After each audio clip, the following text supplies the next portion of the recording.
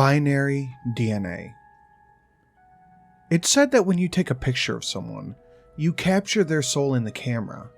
It's also said that if you print it off, the picture contains their soul itself, and you can control them with it. I'm not sure quite where to start. Do you know what the primordial soup is? It's a veritable ocean of elements, all floating around randomly through millions of years of time. Eventually, the right set of random circumstances came to pass, and the elements were able to connect together and form the world's first single-cell organism. Now, that's a real boiled-down version of it, but I'm sure you get the gist of it. Fast forward a few billion years into the early 1990s. Just when internet use began to rapidly accelerate, every home had a computer, and new connections between computers were opening on the by-the-second basis. Trillions and trillions of bytes of data began to transfer around the world at the speed of light, music, text, sound, and most importantly, pictures.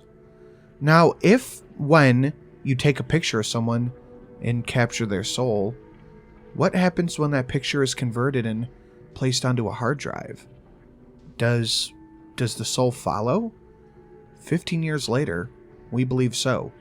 We believe that when you take a picture of someone and upload it to the computer, along with the image data, a blueprint of the person's soul itself is imprinted on the file. Look at your pictures folder. How many souls reside in that folder alone?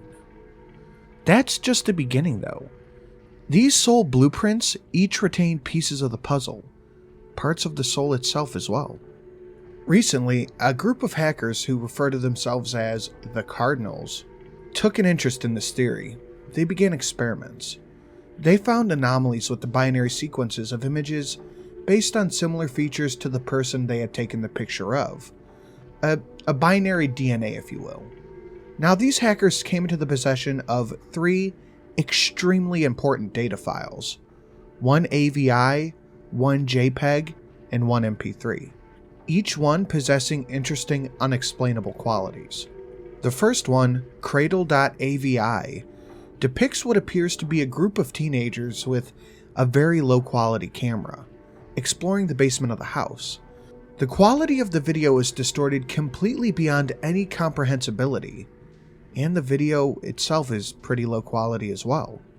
For most of the video, the camera is passed around the group, handed back and forth and jerked around too much to make out anything noticeable. Near the end, the camera turns at an odd angle, and you can semi-clearly make out a young girl standing against the corner, facing the wall. Her hair is long and black, and she is wearing some form of white dress. You can only see her for a split second, but many people who have seen the video claim that there's something wrong with her. Like she's deformed, but not in a way that anyone can explain. The truly peculiar part of this video is what happens to the user's computer by the end of it. On the last second of the video, if it's not already, the video will force itself into being full screen. Along with this, you're left with a 1-second looping clip of a window on a wall. It loops 15 times. Then the girl is seen again, standing on the other side of the window with her back to the viewer. She is slowly wavering back and forth for a few moments, then the video just ends. The user's computer permanently and completely shuts down. Inspection has shown that the entire registry becomes completely corrupted, requiring the user to do a total wipe and reinstall. The second file is known as needles.mp3. This sound file, when played, plays for about 3 minutes. It's extremely distorted. You can occasionally make out some form of voice talking, but most of the sound is in some form of growling and rolling, crackling roar. Users who listen to this file often experience extreme nausea or loss of balance for a brief period of time. The final file is known as burningman.jpg. The file name has absolutely nothing to do with the actual image it depicts. Instead, it just displays a haphazard mess of overlapping meshed images of dolls in a hallway. Also, there seems to be an image of a man standing with his head cast down in the background. but the image is too distorted to make anything out. Much like many of the other files, the image, when downloaded and opened up on the user's desktop, will proceed to stay permanently open on whatever program it's open through. Not only that, the program becomes disabled. Nothing else happens. The image just permanently sits there on your desktop. Unclickable, unminimizable, just you left there with this man's invisible gaze staring at you. From what the hackers were able to discern, this file seems to have pre-complied into the data along with the lines of the command window. Yet, as complex and intricate as the program is, it works across all OS platforms. Nobody knows who the original creator is. In fact, only a few people have heard of it, as the file is uncopyable and unsendable. This, in fact, adds further to the mystery, as often receivers of this file will obtain it from random anonymous emails or post it on forums with a download link, posing the question, how was the poster able to upload it? If you ever see any of these files, refrain from downloading any of them. They all have varying detrimental effects on your computer, from practically taking over your whole registry, corrupting System32, or even freezing your mouse and crashing your computer. Now, onwards. The group of hackers, the Cardinals, took to analyzing the 3 files, comparing their odd behaviors.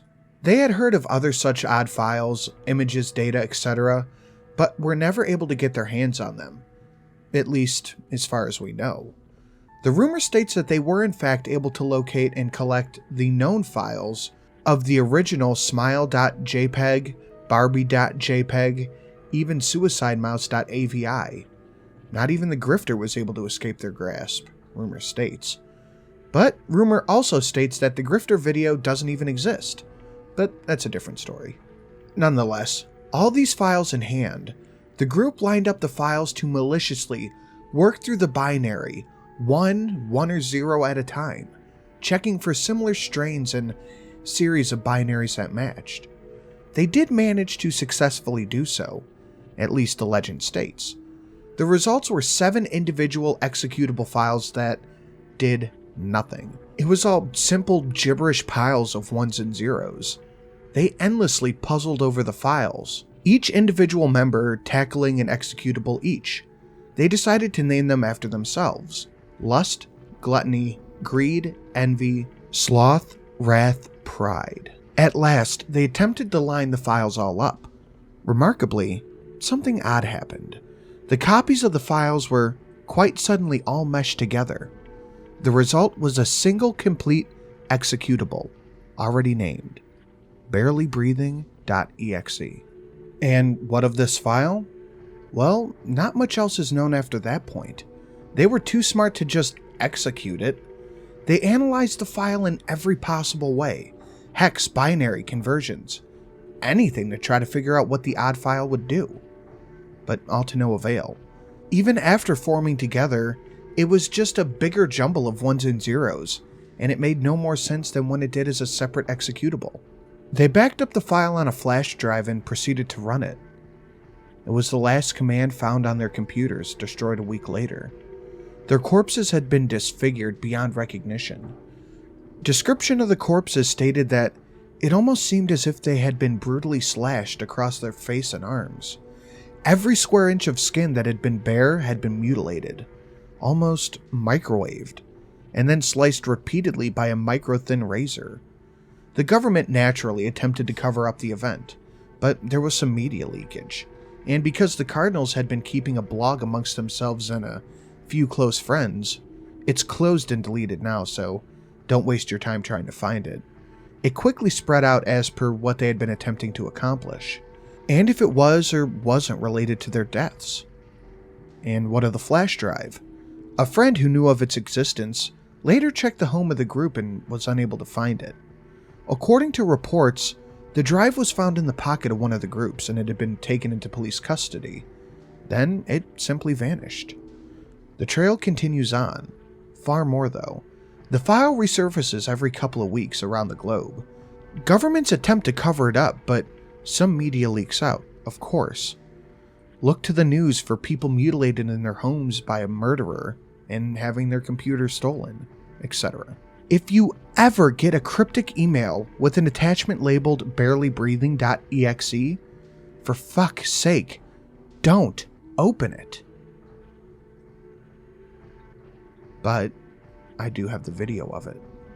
Take a look for yourself.